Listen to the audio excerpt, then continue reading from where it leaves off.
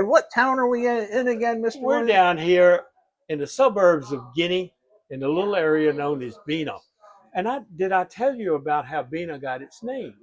No, you did not. This is a unusual story that you viewers will appreciate because not very many people know about this. So you will be some of the very few that know how Bena got its name. Down here in the Guinea area, of course, we have Achilles and we have Marius and we have Severin and we have Hayes.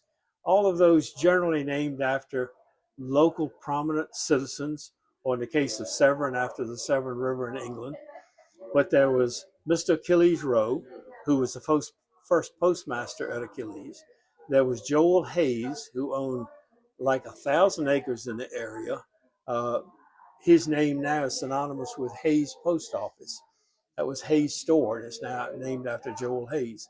Marius, named after, oh, Mr. Marius, I want to say Marius Rowe. I think Marius Rowe, who was a prominent lawyer.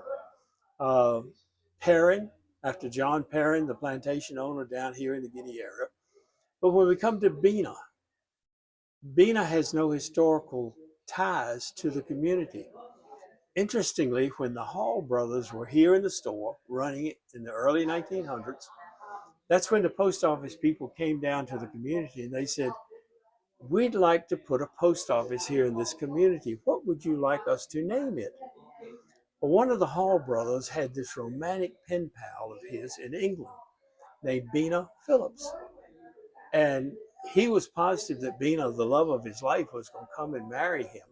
And she was due to visit that summer. So he told the post office officials, he said, "Let's name it Bena. So it'll be Bena Post Office, Bena, Virginia. And when my girlfriend comes, she'll see that we've named the post office after her, and that may win her heart."